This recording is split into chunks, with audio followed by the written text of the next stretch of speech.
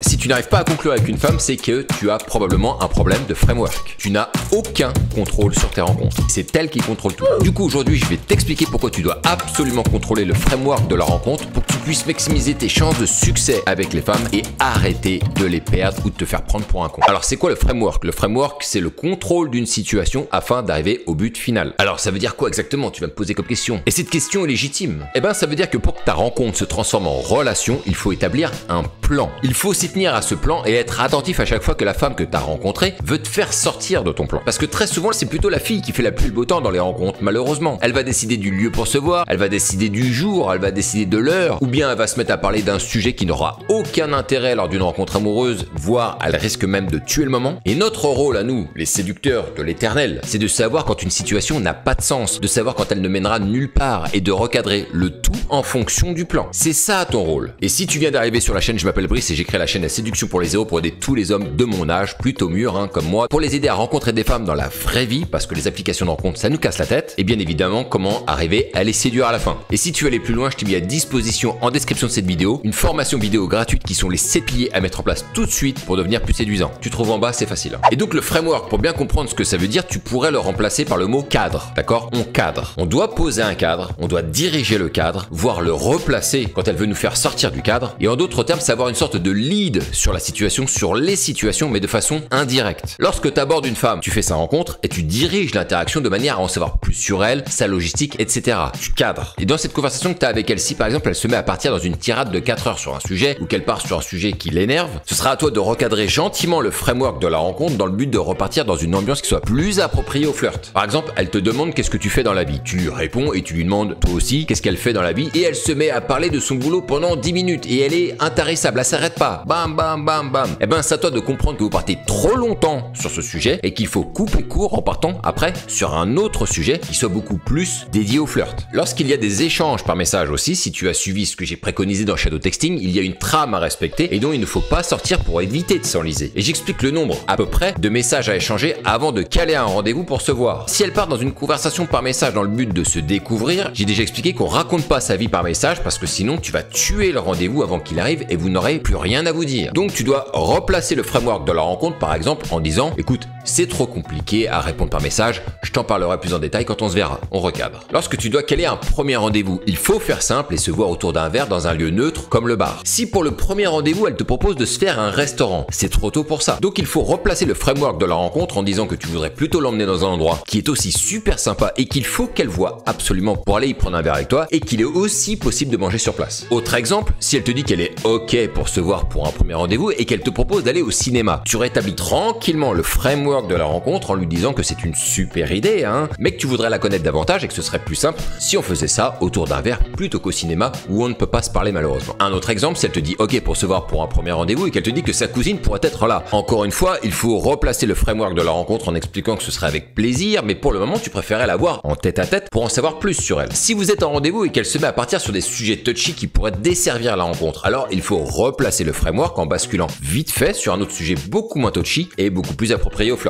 Typiquement, lorsque le sujet des ex tombe sur la table, il faut savoir couper court rapidement pour réorienter la conversation dans un cadre plus porté sur le flirt plutôt que celui des ex qui amène de la colère ou de l'énervement. Et les raisons qui font que la plupart des hommes ne maîtrisent absolument pas le framework d'une rencontre provient d'une raison qui est toujours la même. Généralement, les hommes ne veulent pas décevoir la fille ou ne veulent pas créer de la friction. Du coup, si la fille fait une proposition qui n'a pas de sens, généralement les mecs valident quand même, alors qu'ils sentent bien que son idée elle est bizarre. Mais du coup, ils se retrouvent dans une situation qui est de moins en moins propice à une rencontre amoureuse. C'est tout le problème. Et la peur principale de la plupart des mecs, c'est que s'ils proposent autre chose, qu'elle puisse le prendre mal et qu'elle annule le rendez-vous. Elle m'a proposé ça, si je lui dis non, elle risque d'annuler. Mais pour qu'un homme pense ça veut dire qu'il a du mal à assumer et à affirmer ses intentions envers la fille et que par peur de la perdre, il est prêt à accepter tout et n'importe quoi. Et ça veut dire 3 choses les gars. D'abord, c'est un signe très fort de manque de confiance en soi. Ça veut dire aussi que tu ne sais pas recentrer les choses avec diplomatie. Et ça veut surtout dire que tu n'as pas de plan en tête sur la manière dont la rencontre doit se dérouler. Et c'est comme ça que beaucoup de mecs se font littéralement balader en fonction des envies de la fille et qu'à la fin, ils ont la haine envers les femmes parce qu'ils trouvent qu'elles les utilisent un peu comme des pantins, elles jouent avec. Alors que le problème central, ce n'est pas elle, c'est toi parce que tu ne sais pas mettre en place un framework. Il n'y a pas de cadre à la rencontre. Si tu ne cadres pas la rencontre, tu es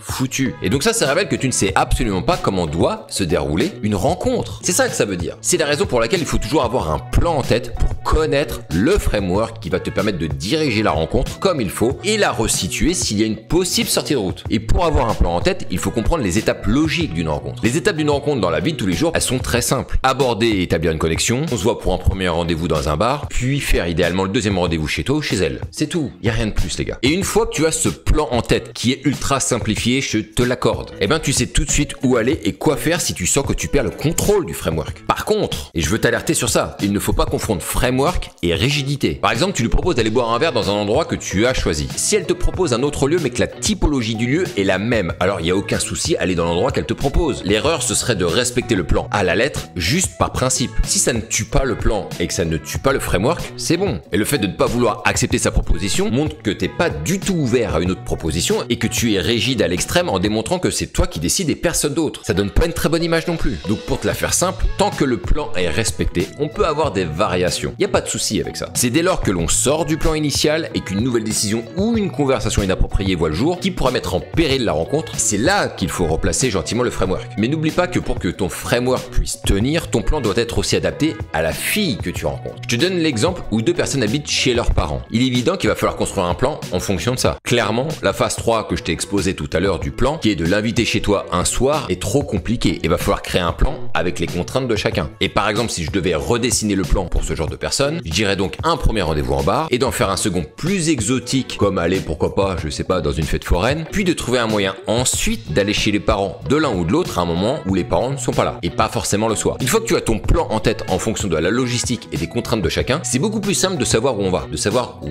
tu vas. Je vais te donner un exemple et je pense que ce sera assez clair. J'ai eu un coaching avec un mec qui était sauveteur secouriste à la plage pendant les vacances. Et lui, il dormait dans un endroit avec d'autres mecs, donc c'était compliqué de finir chez lui et de faire venir la meuf chez lui. Et la deuxième contrainte pour rencontrer des filles sur place, c'est qu'elles peuvent partir d'un jour à l'autre parce qu'il y a un gros turnover pendant les vacances. Et du coup, il fallait aller vite et trouver un plan à mettre en place pour connaître le framework à respecter. Alors je lui ai dit que pour le premier rendez-vous, qu'il fallait organiser une sorte de pique-nique sur la plage et ensuite de proposer à la fille de venir visiter sa cabane de sauveteur secouriste pour y prendre un dernier verre. Et pour que ça marche, il fallait qu'il organise le tout avec une trame logique et qui donne envie à la fille de venir dans cet endroit cool et secret quelque part. Du coup, il a respecté le plan, il a cadré son framework comme il fallait et il a couché dès le soir suivant avec une fille. C'est QFD les gars. Si je devais résumer un peu tout ce que je viens de te dire, je dirais que tu dois avoir déjà un plan solide et adaptable en tête. Il faut que tu puisses connaître aussi tout ce qui pourrait nuire à la rencontre, y compris lors de conversations. Il faut aussi savoir replacer la rencontre sur de bons rails si elle risque de prendre une mauvaise route ou si elle risque de t'échapper. Et de maintenir le framework dans chaque étape de la rencontre. Si tu arrives à faire ça, je n'ai aucun doute que tes rencontres seront 100 fois plus simples qu'aujourd'hui. Dis-moi toi dans les commentaires si tu as bien compris le principe du framework et si c'est pas le cas, je répondrai aux questions dans les commentaires avec plaisir les gars. Sur ce, je te dis à la prochaine, ne lâche rien et vive ce putain de game.